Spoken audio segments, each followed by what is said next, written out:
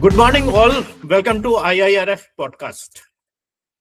Today, our topic of discussion is unraveling the short, medium, and long-term implication of the various agreements signed between Russia and India during President Putin's two-day state visit that has completed just last week.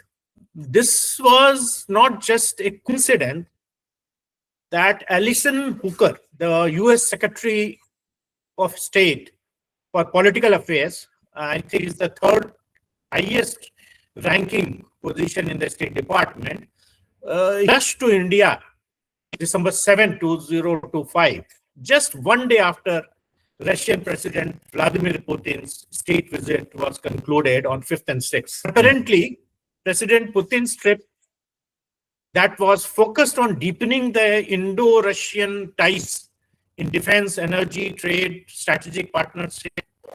And this happened amid US pressure on India to reduce Russian oil imports due to sanctions related to Ukrainian war. Everybody knows about it. This had clearly rattled Capitol Hill. That is why this visit of Mr. Putin has gone beyond the visit of a friendly head of state, as it was loaded with a lot of meanings, messaging, sending waves after waves in diplomatic circle all over the world. In fact, through this warm reception given to Mr. Putin, and we know that he was received in the airport, which is unusual, by Prime Minister Modi in this chilling winter. It was a clear assertion of India's strategic independence and demonstration of the confidence of new India that it was no longer available for Western bullies. A total of 16 major agreements were ultimately signed between Russia, though there were a lot of speculation. Many things is not covered in these agreements. In this podcast, we will try to discuss implication of these specific agreements, which have been signed, not speculated. And Major General Sudhakarji, as you know, needs no introduction, as he's a well-known geopolitical analyst of national stature and much sought after in the national media and lecture circuit in India as well as abroad. With him, we will try to unravel and unfold these agreements one by one. Welcome, General Sudhakar, sir. Good morning, Raj, and must compliment you for having undertaken this particular mission, because not many people have got the correct perspective. They may have had the right perspective, but they haven't had the correct perspective of this visit. Yes, sir. Yes, because I've been up and about in many media channels. I also keep it guarded because there is a high degree of sensitivity to the issues which has not caught the attention of the people. But since this program is an extension of clause, I think people in clause and the audience, they deserve to know what is the correct and not the right one. Yes, sir. Yes, sir. We will do that, sir. I will first give a brief introduction to the topic. Coming to the specific, I will give a background, and you can then elaborate and take on from point to point wise, sir. Yeah. It is well known, India-Russia relation is a very special and privileged strategic relationship. Uniqueness of this relationship lies in the fact that it is not just confined to trade, commerce, strategy, geopolitics, security, diplomacy, but it is based on a long time tested, I would say, trust, loyalty, and goodwill. This goodwill also exists between the people of the two countries like no other. Most of our defense background people have spent a lot of time in Russia, and they will vouch for it that there is a people-to-people goodwill existing between India and Russia, which we don't share this kind of thing with any other country. It is also interesting to note that while the character of both the countries have undergone significant change in its primary orientation, ideology, and approach over a period of time. For example, Russia has moved away from communism and is today a liberal democracy. And in case of India, India's ideological leaning have also shifted from left to right. And in the last few decades, many national leaders have come and gone, but the level of trust and goodwill between the two nations have always remained intact, and that has never undergone any significant change. See, India-Russia partnership is basically rooted in a very long decades of defense cooperation. We have energy trade with bilateral volume reaching to around 69 billion. But also to be noted that this is heavily skewed towards Russia. We have a huge trade deficit with Russia. It is not even.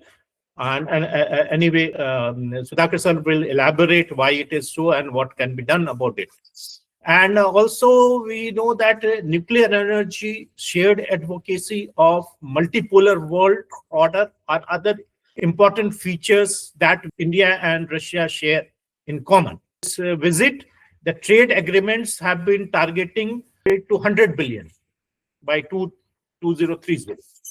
Now, this indicates a long-term enduring planning between these two countries, and it has sparked tension under the Trump administration, which has imposed, we are still under 50% tariff on Indian goods. But significant also to note is that despite concerns over India's strategic autonomy and potential dilution of Indo-Pacific alignment against China, nonetheless, Washington has responded a bit pragmatically.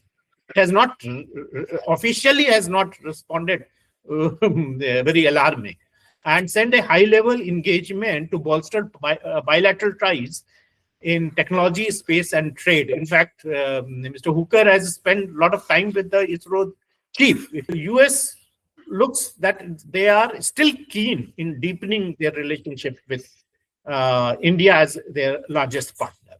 So with this, I will hand it over to General Sudhakar.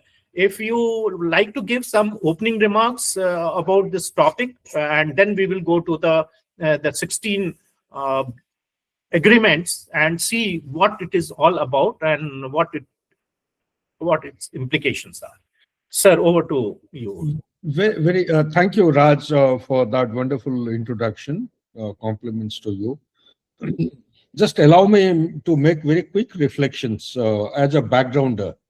Our audience would do well to keep in mind that India-Russia relationship is something which historically, I would say, in past preceding 77, 70, 80 years, it has actually intensified and become very close post 1971 liberation of Bangladesh and the assistance which Russia or Soviet Union had given. And there are many initiatives which have been taken and talk about nuclear energy, space, host of things, Russia has come in a big way to the needs of India. Now, the 25 years back, we had Russia and India had that foundation of strategic partnership. This must be understood that this is one of those predictable routine activities which takes place as in 2010 we had the privileged partnership kind of a grouping or alliance with Russia. What it means is that every alternate year the leader, the chief executive of the country, is supposed to visit the other country during the meeting, and this is the understanding supposed to go on. But unfortunately, since Russia-Ukraine war broke out in 2022, Putin has not been able to come, and he has come here in the span of this 4 years, 3.5 to 4 years, for the first time. That is to be kept in mind. So this is nothing very alarming to what do you call that, earth-shattering, to draw attention and take knee-jerk response from USA the way it is happening. Third thing I want to highlight is that there is an issue of something which I'll cover later. If I miss out, do remind me. I want to give that perspective because our media platforms have not covered it. since I'm in know-how because of something which I'm actually engaged with. But there is no harm in sharing. But most important thing to be kept in mind is that this reciprocal exchange logistics support (RELOS) is being talked about in multimedia platform. Yes, there is no denying the fact that India is going to have a connectivity from Antarctica to Arctic after the RELOX actually is put into effect.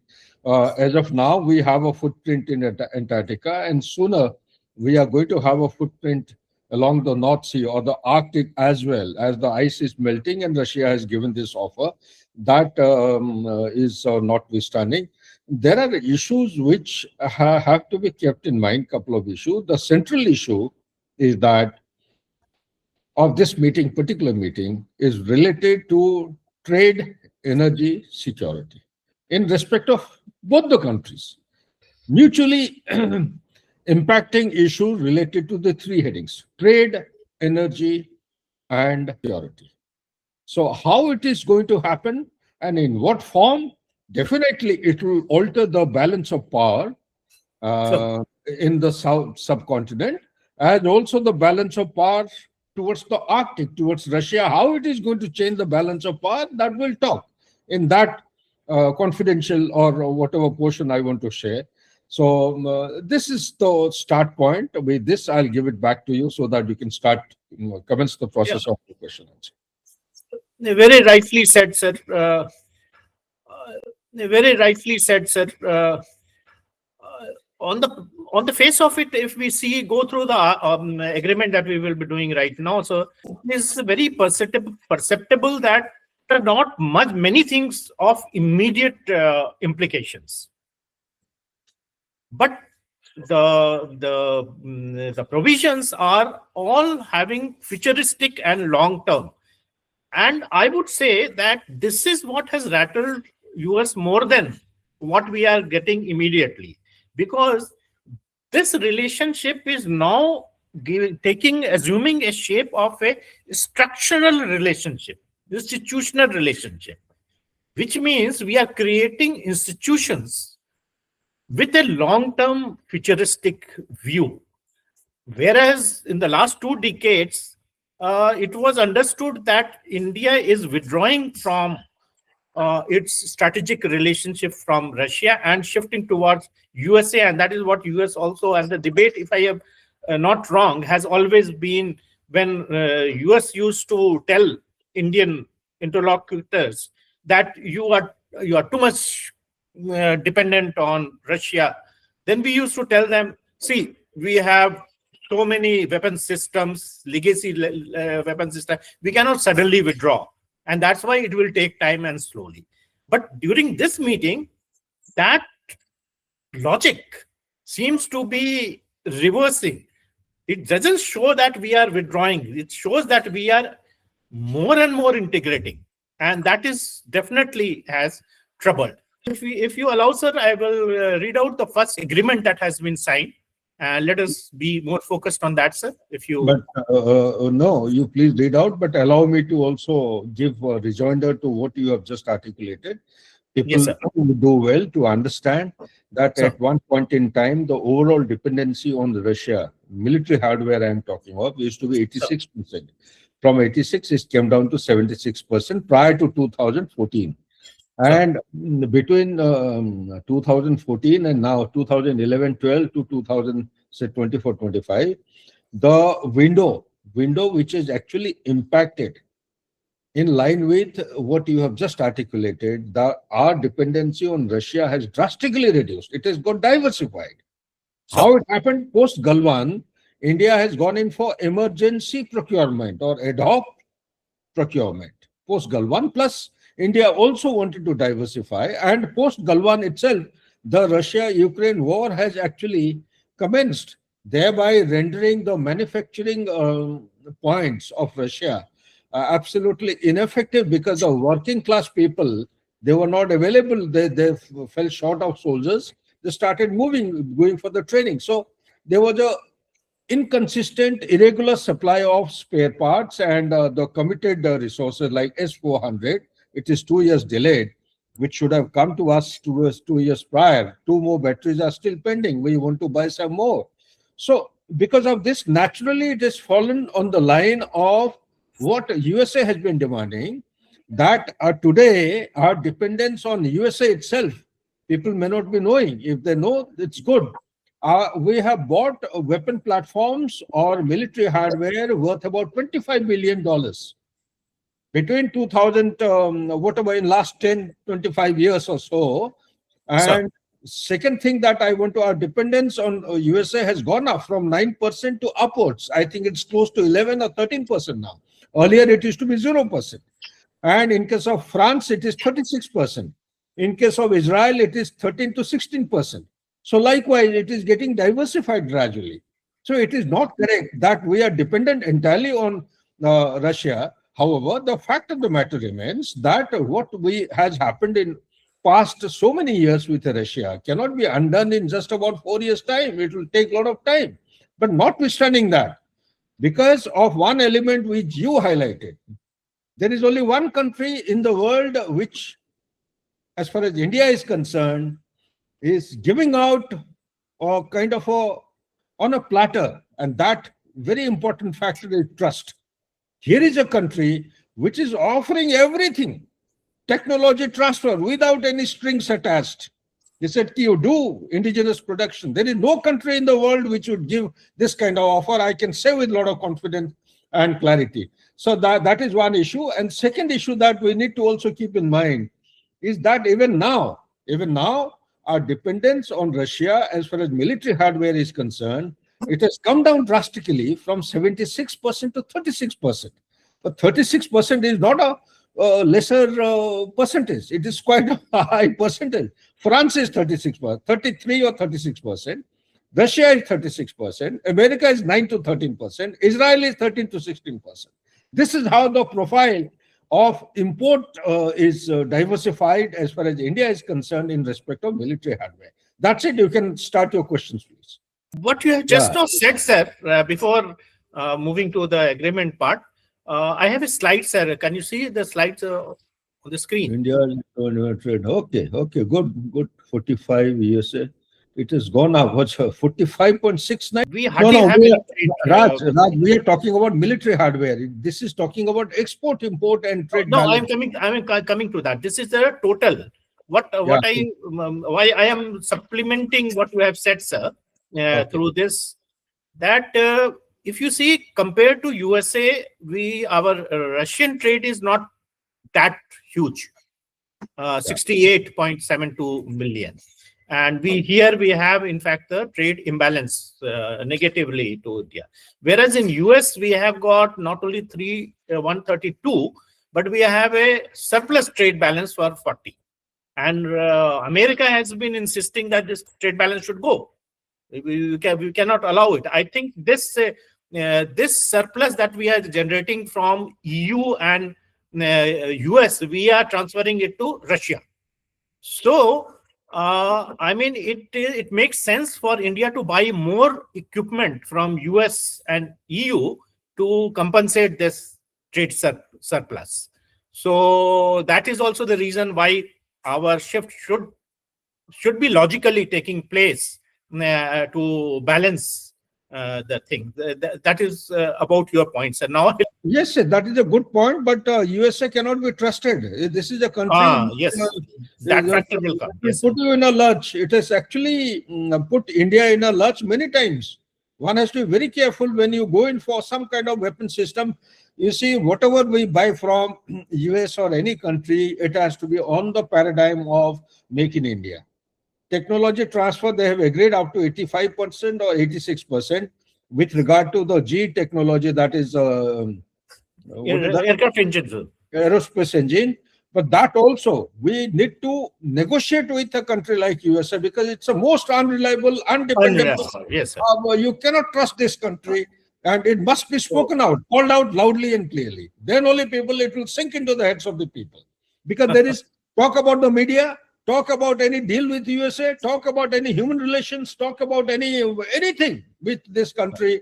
Then, you see, the world order, it is not easy to become a superpower. A superpower has to have all the multimedia platforms in its favor, on its kitty. Today, the global order is being stage managed and orchestrated by America. Talk about any kind of media platforms. They will always, when there is a terrorist attack in your country, they will say, it's a bomb blast. When there is a terrorist attack in their country, they will say it's a terrorist attack. Look at the duality or the double standards. Anyway, we'll leave it at that. So go ahead. It's been signed between Russia and India. Is the heading goes that program for the development of strategic areas of India-Russia economic cooperation until 2030. 2030 is the target. Under this, both the countries are expected to draw a 5-year plan to diversify, balance, and sustain bilateral trade and investment, including progress towards free trade agreements with the Eurasian Economic Union. This is interesting, sir. Free trade agreement is being advocated and pushed with the European Economic Union, that is the Central Asian republics. Now, what is this EAEU? EAEU. EAEU, yes. EAEU. It's Russia, Belarus, Kazakhstan, Armenia, Kyrgyzstan. Okay, this is how the grouping has been made.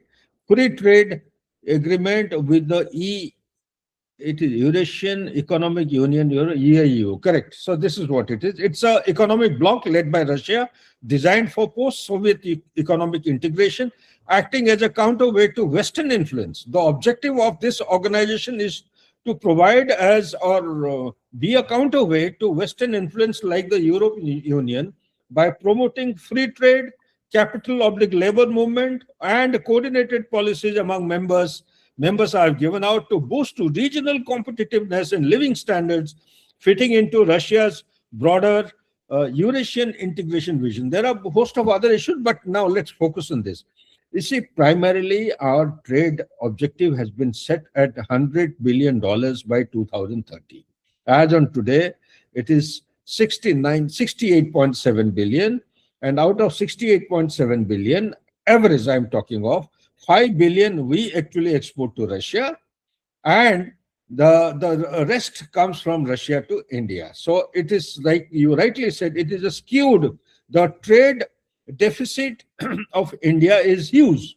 So therefore, to address the trade deficit and also to achieve the target, the labor-intensive industries which have been affected or impacted because of tariff, 25% of your secondary tariff and 25% as a punitive penalty tariff.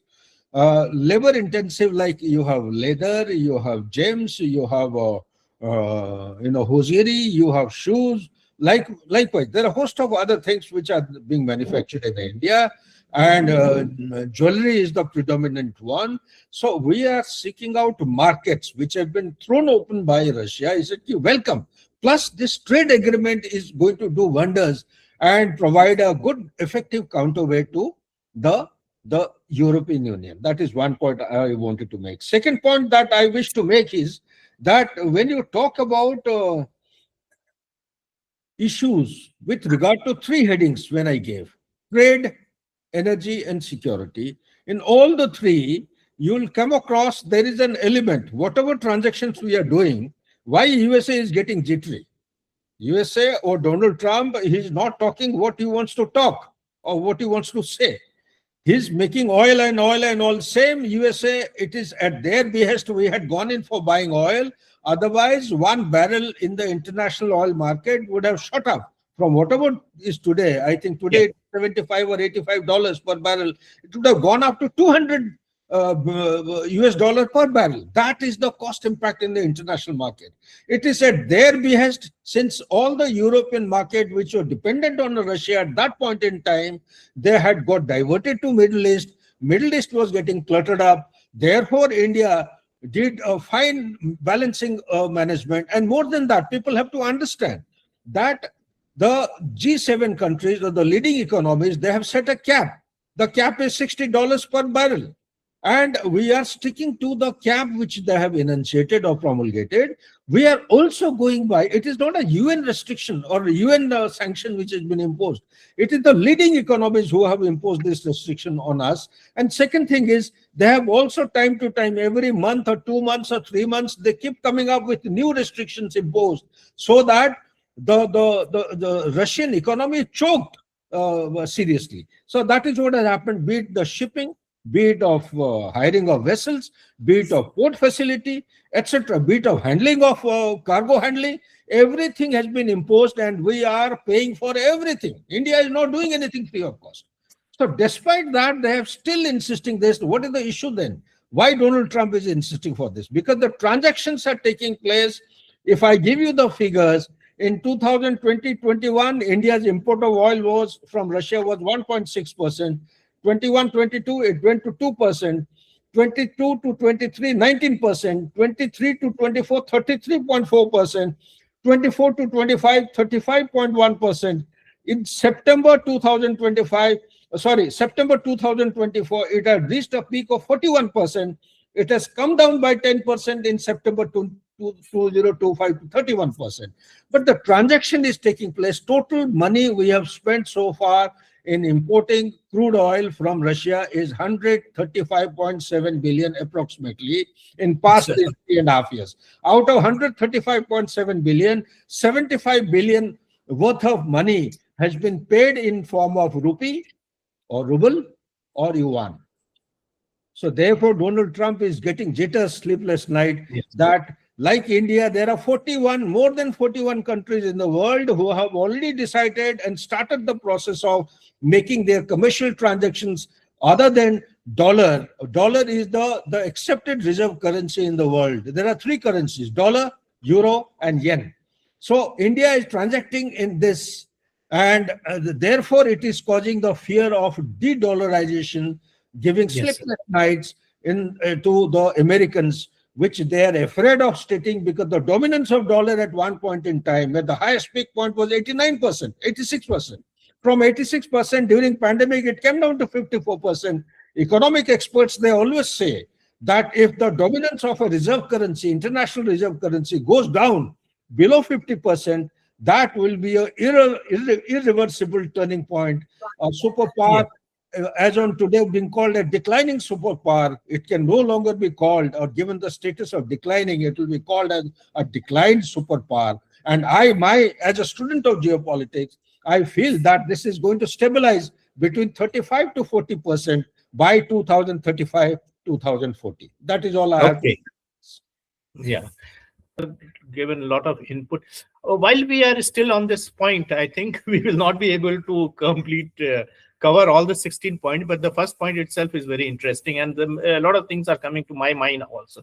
Sir, first is that the Eurasian Economic Union, what we have talked about, this is an economic bloc, but it comprises of basically not very affluent nations. It's a very small economy, so it is not a big business bloc. That is number one. So though we have talked about, but I mean, there is nothing to be feel euphoric about it. Second roadblock is that this market is also targeted by China. And China, to compete with Chinese goods in such a market where China can position its finished goods at half the price of India. So it is not so easy. It is quite a daunting task. And third thing is the communication. So reaching Central Asia itself is a major issue for India. And here comes the Central Asia Economic Corridor that has been operationalized, but still it doesn't have the volumes. But these are all very positive developments. I fully agree with you, sir, that that's why we in the initial we said that these are all very futuristic things. If you see the immediate impact, we are not good at neither our trade route is open, nor these markets are completely easily available. It is not a low-lying fruits. India will have to really struggle hard. to Yeah, get that's a to great point. the Raj, if you allow me to interject, you see, that's a great point you have made. In fact, I must endorse what you are saying. But allow me to qualify. You see, the criticality between Russia and India is the economy. In that economy, the trade imbalance or trade deficit is causing such kind of imbalance.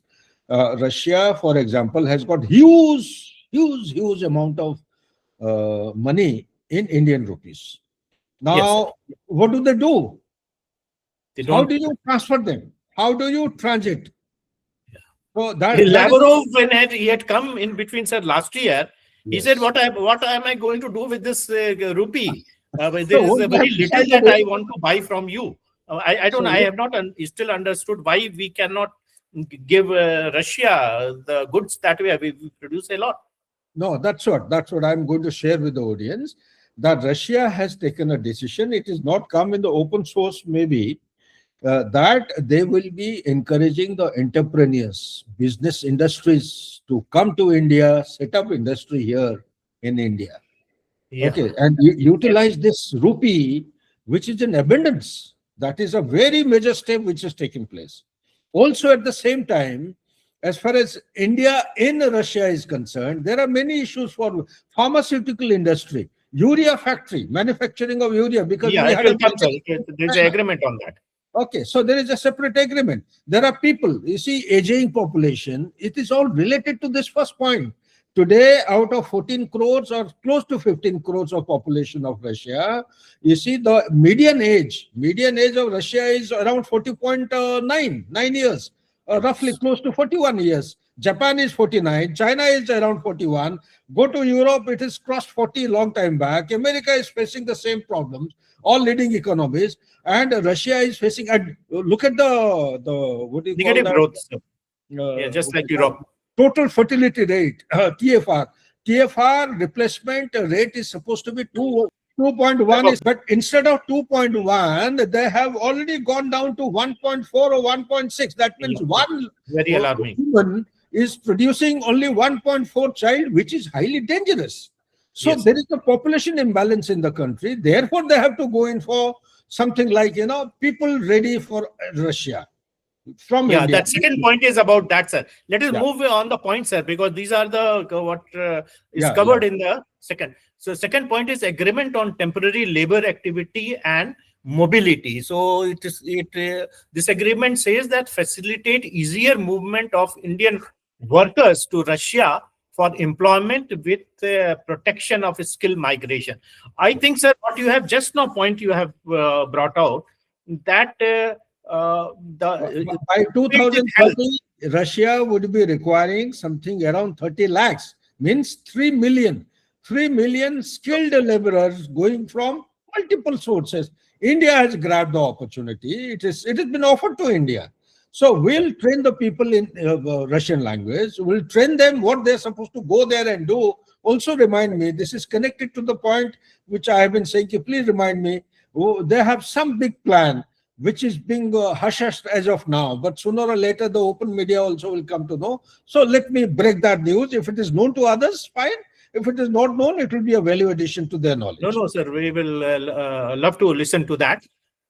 So the Agreement on third, combating irregular migration. Yes, this is causing a lot of undue alarm, because you find because the monitoring agencies and the regulatory bodies, they are not able to carry out effective checks. People who are going for job security to Russia, you suddenly find them, in the battlefield. They have not gone there, and they are being dragged in by the middlemen, for put into some kind of a recruit training, and suddenly you find them in Russian battlefield against Ukraine. This is not on. So this irregular migration, to my limited understanding, my mind is going to this particular issue. If it is anything other than that, I'll throw it back to you. You can add on. yes, sir. So we can move to the next point, sir. That is MOU on healthcare and cooperation. This is a good one. I mean, there is not much geopolitical angle to this. Raj, this is very important. You see, people we all know, Russia is the only country which has developed a vaccine for cancer cure. So similarly, Russia's, memoics is related to genomics. Genomics Sir. is something like, biotechnology, life system, life cycle kind of diseases, etc., etc. So Russia has done extensive research on certain issues. Sir. We will be able to take advantage. Also, Okay. Russia can take advantage from our knowledge. Look at the Yes. vaccines that we produced during COVID pandemic and the way more than 111 countries have been supplied with free vaccines without any Yes. cost.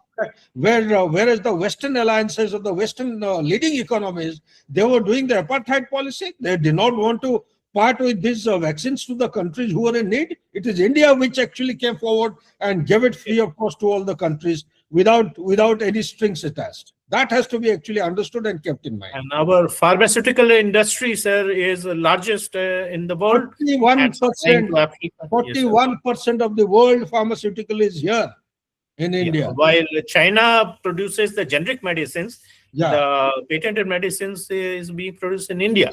So we are This is importing a lot of generic from. We need to understand one more thing, that for any medicine that is produced by the pharma industry, they have to have the basic fundamental ingredient. That fundamental ingredient is called API.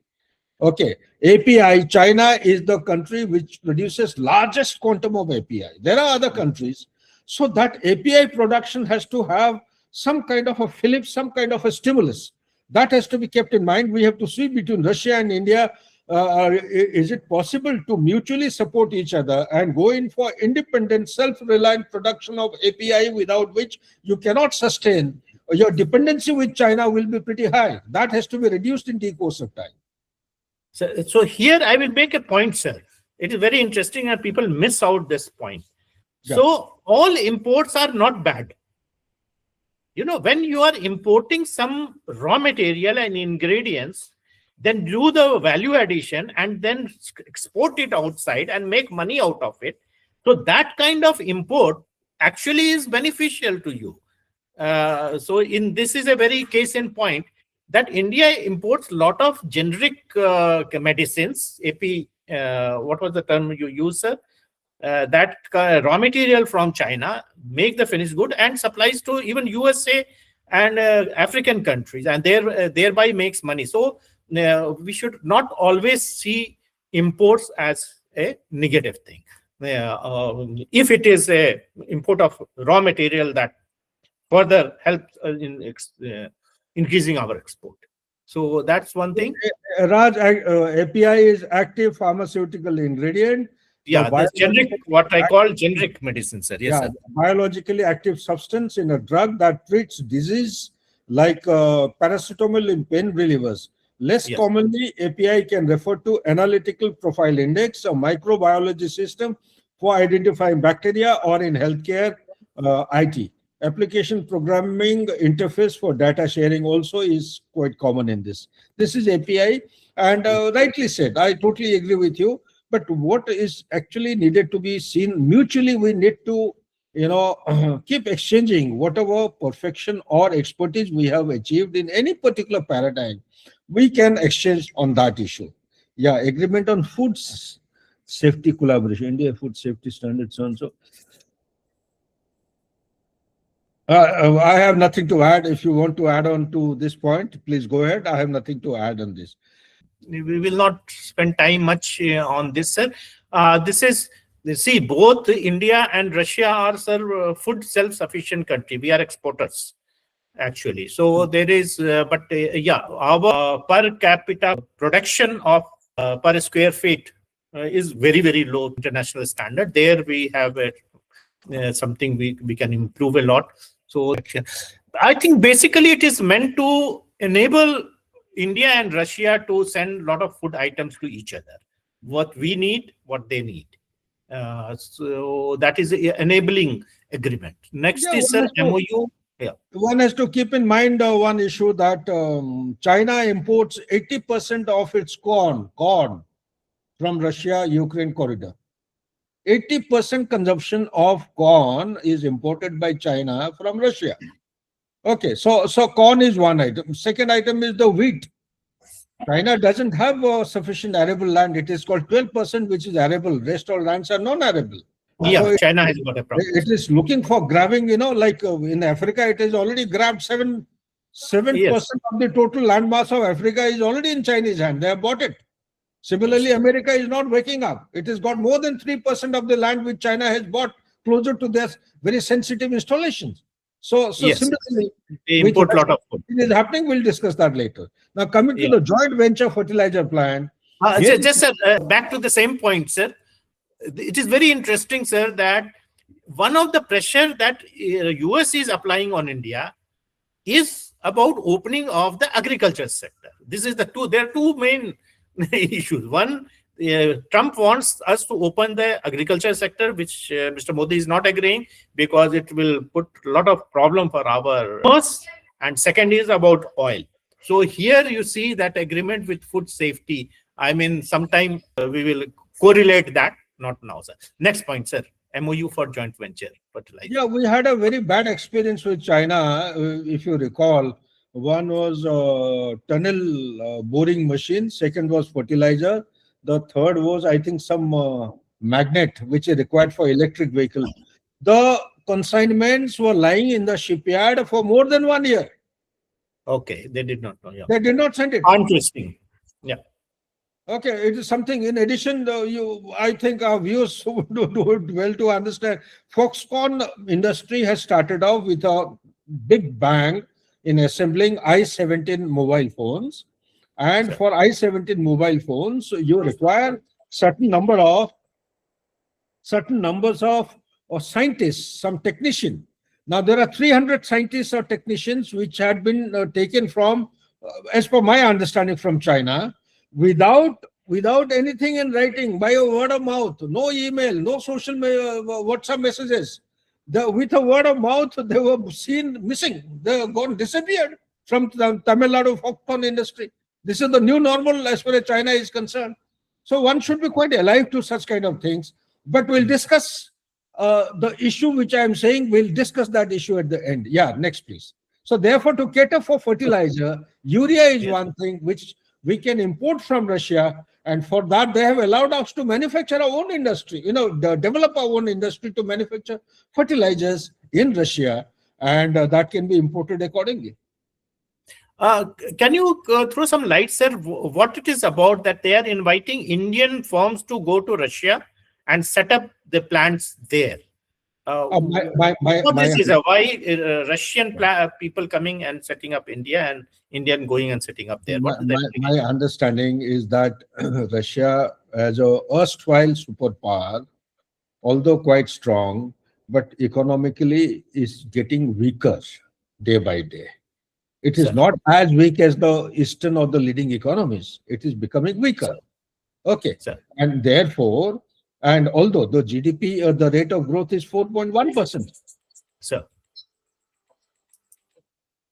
It is 4.1%, and it is far greater. Germany is minus 1.1%. All the leading economies in UK, they are just about 1%, 0.5 likewise. Okay. But Russia is 4.1%. And GDP of Russia it's almost 3.1 trillion US dollar. So it is still been able to sustain. There are more than 27,000 sanctions imposed on Russia between 2014 till now. And oil, look at the embargo on the oil and the gas. So despite that, it has been able to withstand. My understanding is aging population, and they do not have many people with the capability of setting up industries. Funds are reducing, dwindling, because the war is actually draining them. So therefore, they want at this juncture, and Donald Trump is very, very keen to push this particular company back to Russia. So likewise. So therefore, under the present circumstances, I feel that they want the entrepreneurs and the industrialists to come into Russia, set up the industry, and the war also has had impact on the industry that Russia had. It is to rebuild, refurbish the industry, existing industry, and also give a little stimulus and boost for further growth and MOU on maritime cooperation and shipping. This is very important. Very, very important. Now let me share with our audience. India today has, I'm going live. I'm going live with a national level think tank. अभी नहीं हो सकता, ये खत्म होगा आधे घंटे के बाद, आप ले सकते हो please. Look, India is looking at a target of 2 trillion US dollar by 2030 in its export. Presently, at places you will find $451 billion of export. At places you will find 855 billion. So why such kind of a distinction is that if you total up everything, it comes to 85. You have services sector, you have knowledge, this thing. There are different headings. If you total up, but actual good services is around 451 billion. To rise from 451 billion to 2 trillion by 2030, India needs to focus on many things. One of the important things is the infrastructure. As on today, we have 12 independent corridors, and India has already allotted 28,600 crores by 2030. This has to rise up to a figure of 26 corridors. We have only 13 major harbors existing, whereas China has got 34. We have 199 minor harbors, and China has got 2,000. We need to focus on this and build on this. We have the harbor capacity is just about 20 million TEU. TEU is the denomination, and the China has got 270 million TEU. We can imagine where you stand. In the world, you have 120,000 major ships for transportation of cargo. India has got only 1,500 ships available with it. Most of them are aging. Our dependency on the ships, 95% we hire from outside. It is only 5% that we have. So India has invested money and planning to build 1,000 more ships by 2030. It has to be understood. Shipyards. We have 27 shipyards in India. Major shipyards I'm talking of. China has got 170 shipyards. These are only major issues I'm sharing with you and with the audience. This will give you a perspective as to where all this extra abundance money in rupees available to Russians can be invested. Call the Russians, let them invest in an infrastructure development like this. And I have not gone into the naval component. We have 135 ships today. We are planning to reach a target of 140 by 2030, by 175 by 2035, or say 200. Now, to speed up the process, Russian industry is very good. Their ship, the engines and the ship structures, they're fantastic. Their help can be taken for our naval ships, construction of submarines. We have 19 submarines. We have 17 diesel-based, and 2 are actually nuclear-powered. We need to convert submarine fleets into nuclear-powered submarines so that the stealth factor is abundant and effective. And that will help us to navigate the challenges which are subsurface. And Pakistan and China put together, they will have a total of almost about 79 submarines as on today. China alone has got 69 submarines. If they flood the Indian Ocean with the submarines, India is no match. So we can take the help of Russians in catering for these kind of things. It will be a graveyard for the submarines, sir. Don't worry. Yeah. We can go to the next point, cultural collaboration or something. Yes. Sir, on this, I will put across few points.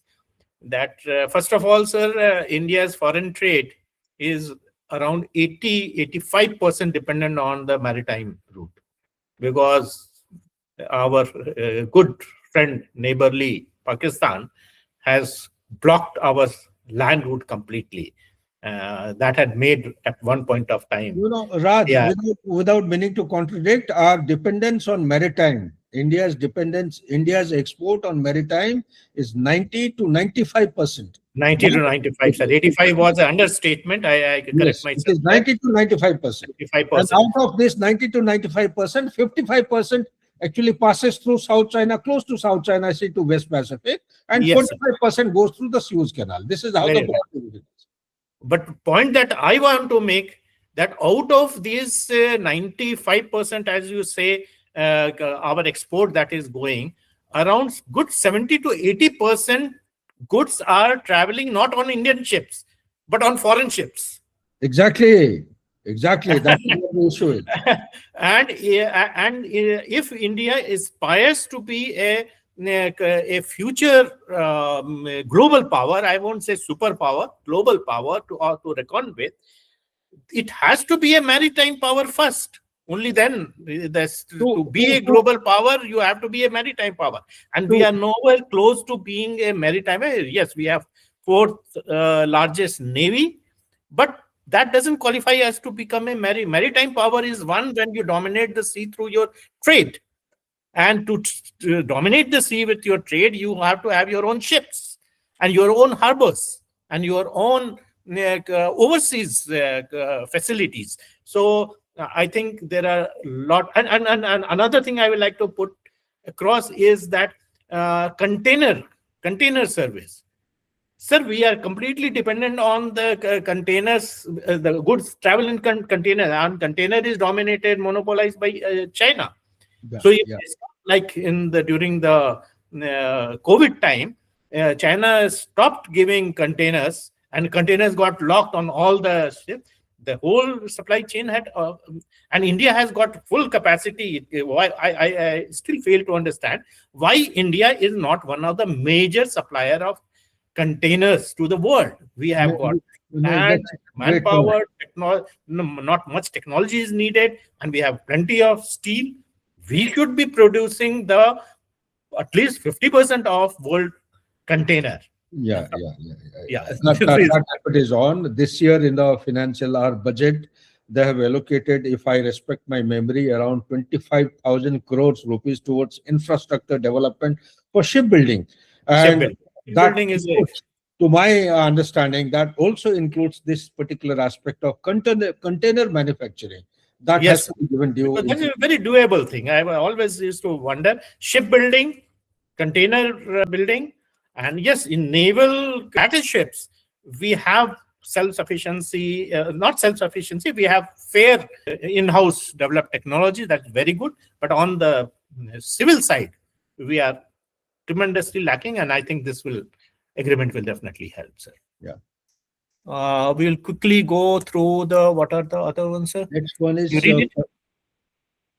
yeah, next is cultural collaboration agreement for India, fabric of time exhibition between India's National Craft Museum, Scholar You Academy. can skip that, sir. We can skip it. Is self-explanatory. Media cooperation agreement between place. This is a very important thing happening. This media cooperation, they have in the agreement, if I recall correctly, they are welcoming a Prasar Bharati to set up its establishment there. We Soft are power. yeah, we are inviting them to come to India. So two nations exchange of communication, a press trust of India having its place there. This is a very important issue which is taking place towards information warfare management. Because if at all India is aspiring to become a global power by 2047, like you brought it out, Raj, there are many issues which need to be addressed. This is, I think, a very humble beginning towards that. Press has to be given its due importance, and we all need to speak. Their people and our people must know what is going on in Russia. That is what Absolutely. is very, very important. Like I Absolutely. heard during my visit to Europe and to transatlantic countries a couple of months back, the Indian diaspora, wherever I met the Indian diaspora, I asked them, "Do you know what is going on between India and Pakistan?" Ki, "Nahi, sir, India is losing to Pakistan."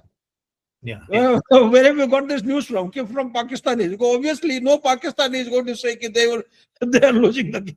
So Yes. they Yes. have to state that. Why don't you have something like a Indian broadcasting agency wherever you have major concentration points where you have Indian diaspora? So this is a very good point which is taking place.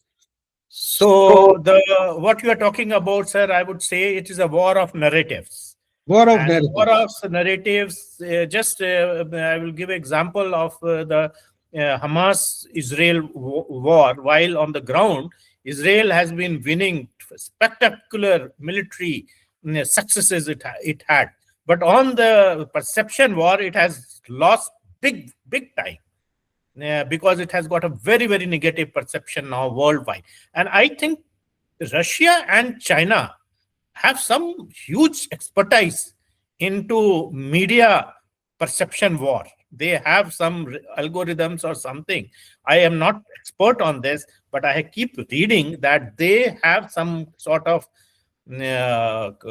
monopolize this field, and whosoever Russia and China supports technologically in the digital world, they really can do wonders, and we have seen Yeah, that yeah, yeah. happening in this war. And India is very, very way behind, and it needs a soft power, and perception management is very important. And you have rightly said that this may help us in that.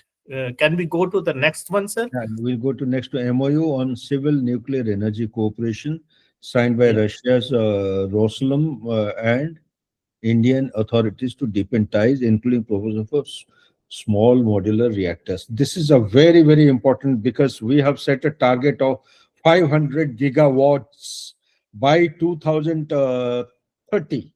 And the target that we have achieved till now, this is from the non-fossil fuel. Yes. Target we have achieved till now is around 241 gigawatt. We have a long way to go. People say they claim that we are ahead of our schedule. That is well taken, but there is no harm in reaching 500 gigawatt before 2030. But what the issue I'm trying to make here is that we need to go in for non-fossil fuel, renewable energy is one component. The nuclear reactors, modular nuclear reactor, these are smaller in size, transportable, collapsible. They are generally used for the submarines, the nuclear powered submarine, like we have SSB and Arihant and Arihat. So these modular reactors, they can provide electricity to small cities, to big cities with a Yes. different output. And as on today, India has got a capacity of 8.1 gigawatts from nuclear reactor. We have set a target of 100 gigawatts by 2047. Again, a long way to go. A lot of people are criticizing. They are commenting adversely on countries which are dependent on nuclear power. Let's not forget that Ukraine and Russia, they are also dependent on 51% of the energy is actually nuclear dependent. Today in India, we have 71 to 73% dependence on coal. Look at the distinction, the ironies. Okay. So we need to go in for shifting because the energy requirement is going to be colossal, huge by 2047 or 2075. So therefore, this shift, I personally feel it's a right move taking place. We need to actually go in for it. People need to be sensitized, not to create any adverse kind of perception in the environment, which will be detrimental to our economic goal and objective. Yeah. Sir, I think the modular and small scale nuclear reactor is a very, very interesting thing. And during his interview, Mr. Putin had suggested and talked about it, that he was ready to cooperate on the modular nuclear reactors, which is used in ships. They have so much so they have used it in their, you call, missile, loitering missile. They have used nuclear powered engine. Am I right, sir? Absolutely. We go to the next point, huh? Yes, sir. So you can take the next point, sir. 13. Where is 13? 13 दिख नहीं रहा है. हाँ, ये 13. Framework agreement for Russia's accession to the International Big Cat Alliance supports conservation efforts for big cats aligned with India's environmental initiative. This is self-explanatory. Defense cooperation agreements reshapes ties for joint research, development, and production of advanced platforms accounting for India's self-reliance goals.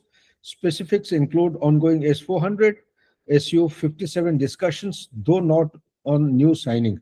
You see, these issues are very sensitive issues. They are interlinked with international relations with other major powers. America has been putting pressure on India to buy F-35, and despite the fact that the American armed forces have rejected the platform. Yes, sir. They have gone in for very maintenance intensive aircraft, yes, sir. Yes, and they have gone in for F-20. F-20 is called as what is called Raptors. They call it Raptors. They have gone in. They are going in for F-20, and they want us to buy F-35. So it is not the most important thing. Is are they prepared to give us the technology transfer 100%, like the way Russia is offering? They are saying it total co-designing, co-innovation, co-development. like the way we have gone in for BrahMos. And we are now, by end of this month, I think the BrahMos hypersonic missile also would be ready. It will be deployed if we have carried out successful trials. So similar things. I personally feel there is no harm in going in for Su-57, at least primarily to bridge the gap. We have a huge deficit as against a requirement of 42 squadrons. Many places it is shown as 32 and 29. We are down to 28 squadrons. And far many numbers of squadrons would be getting phased out by 2035. So how do you meet up this kind of voids in your inventory? You need to actually keep yourself, your what is that? MCAC advanced MCA, that itself is not coming through because the engines are not coming. It will take in 35 to the 35. I would recommend that India must go in for the aerospace engine development. Russians also, if not superior to Safran, superior to GE, still they're producing those aerospace engines and able to develop these viable platforms. We have been dependent on MiG-29, MiG-21, and likewise many helicopters have come from them. And the Su Series 35 is with us already. Why don't we go in for the aerospace engine that will cater for our requirement, not be dependent on Western leading economies? So those kind of things, I personally feel we should go in for this. We should also go in for co-production of S-400 and S-500 in India. It must be developed indigenously, which I am given to understand by people who are dealing with the subject, that we have already kick-started. We are way ahead in developing our independent indigenous platforms for air defense to prepare for Sudarshan Chakra by 2035 to be deployed in the Indian context. Great, sir. Sir, while acquisition of the aircraft and these systems, the highly technical issue, my curiosity is that just before this visit, there were a lot of hype about F-57 as well as S-500. But when the agreement was finally signed, it says it is under discussion. So anything, because I from a very reliable source, I was said that India was about to agree to place order for 2 squadron of F-57. So what has happened? And also there was a news that we had gone for Rafale, and without India's knowledge, France has declared that the agreement for supply of 40 Rafale has been signed, which was not true. So do you have any light to throw? What was this politics? No, this is to do, most probably, as per my limited understanding, this is to do to keep Donald Trump happy and appease him. Something interesting has happened. It is a gossip quotient. It is not a geopolitics. It is to handle his tantrum so that he is kept amused, and just keep waiting for 2 more years. Let this gentleman go, and with the next presidency, maybe the strategic autonomy will be exercised in full earnest. So that is it. I have to say, if you are finished, then I wish to share something with our viewers very briefly. And yes, sir. We will wind up, sir. Please go ahead. Okay, fine. Firstly, good afternoon, ladies and gentlemen. This is something which most of you may be knowing, but you may not have actually paid too much of attention to what I am going to share now. As I look at, you see, reciprocal exchange of logistic support is something which we already have with USA. We are now having it with Russia.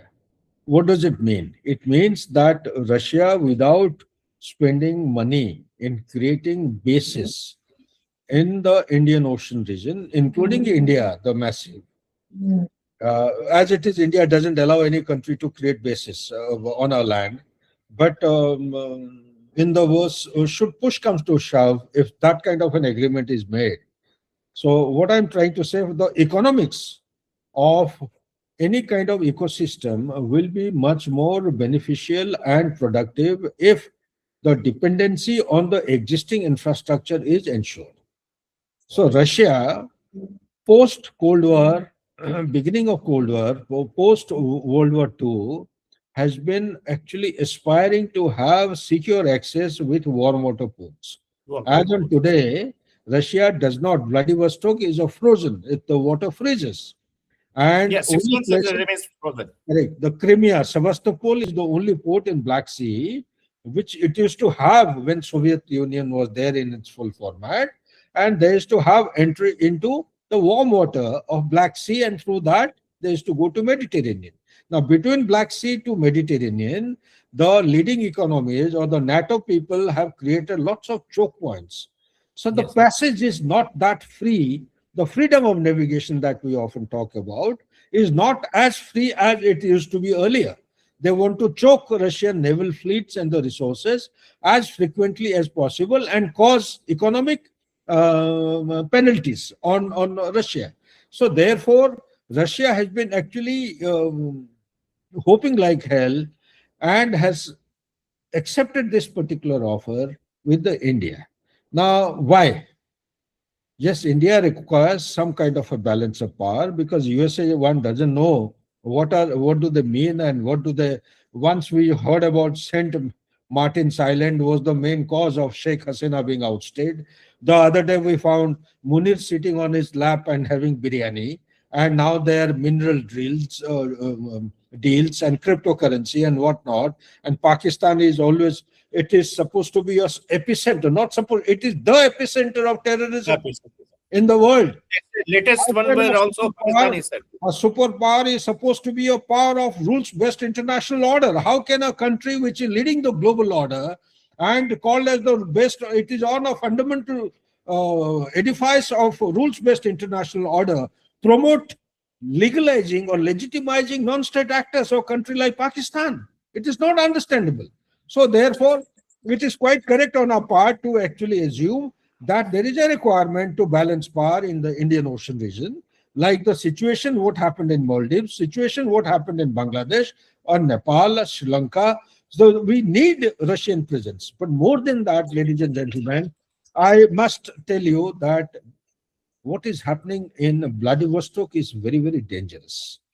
While on the face of the media, Xi and Putin, they may have been hugging and garlanding each other and with lots of national awards and all, shaking hands, exchanging pleasantries.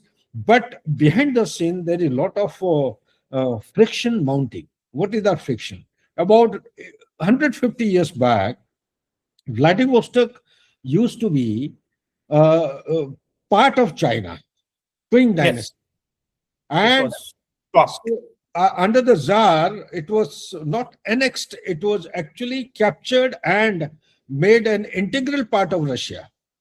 And 150 years later, in 2004, there was some agreement. There are two rivers which actually converge at a point, which one river is called as Usuri River, and the second river is Amur River. Both the rivers, they converge at a point where they have Bolshnoi Island. This island is a disputed territory in the year 2004, but often I have seen in the open media, it is said that in 2008, they had an agreement, 50-50. 50 went to China and 50% of the island went to Russia.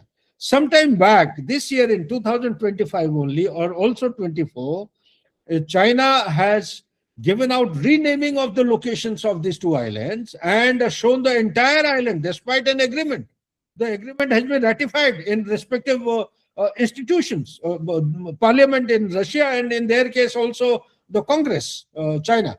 So despite having ratified, China has been claiming this particular thing. Number two thing is that Chinese have been pumping in money to carry out successful and effective influence operation. There are about 610,000 people in Vladivostok. Officially, open media source does not indicate presence of any Chinese there, but it shows around close to 1,000 Chinese tourists. They are always present in that area.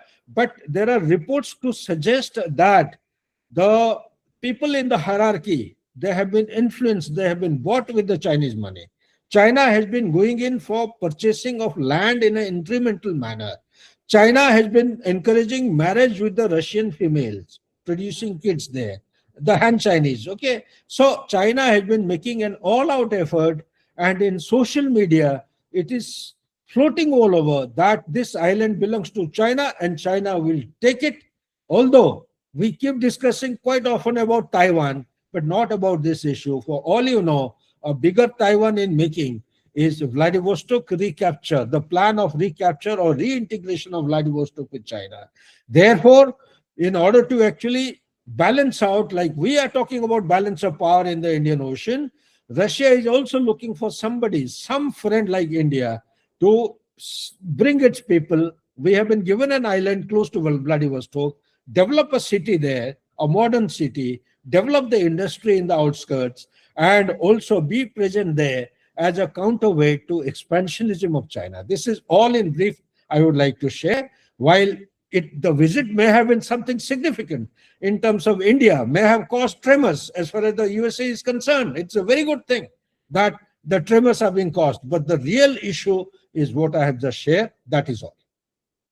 Very rightly said, sir. This is one aspect which has been very less talked about, discussed on various discourses that we have come across Russia visit agreement and Putin's visit. And this is very, very significant. Like everything else on this visit, this is also have a very, very futuristic long-term implication. And I am aware, because I am from the history background person, so I am very much aware that China has always been claiming Vladivostok as their own territory and has indicated, but perhaps it is biding its time to do so publicly, but it has always claimed Vladivostok to be its own territory, and that tension is there. And secondly, sir, the Russia has been an erstwhile superpower, and superpower nation who are superpower has got temperament. This is again historically, so that is called the superpower temperament. So they are not ordinary powers, they are superpowers. So to play second fiddle to some other power is very, very psychologically difficult, and which is happening between the Russia and China relationship. Though they are very, very, there are strategic conversions, they are complementary to each other, they need each other. But this factor, that superpower temperament, will not allow Russia to play a second fiddle to China, which has been happening because of the stature of the China going much above Russia. And yes, in there, as you said, rightly said, so Russia needs countries like India to balance China. And it is not only about trade, about other things, but there are so many interesting things, sir. Very nice. And thank you very much, sir, for giving such beautiful, fantastic insight into a rather, I was told that this topic is going to become outdated now. And yeah, but see, we have come out with so many new things which is not being talked about, and I'm sure our viewers will get benefited by this. And it will. Thank you very much, sir, for taking time. And great. And I look forward to many more such discourses sitting with you, sir. We have left out issues like geopolitics. There are geopolitical angle also, which you are aware of. This is definitely going to give rise to multipolarity. There is a geopolitical angle of the maritime multipolarity.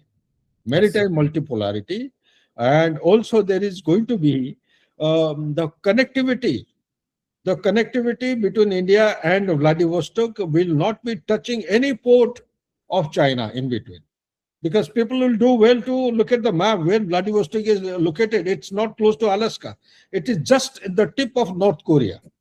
Sir. And to the east of it is East China Sea, East Japan Sea. So that is it. And thank you once again, Raj. You are wonderful. There is so much to learn from you. And I always look forward to engage with you in such kind of discussions. Thank you so much.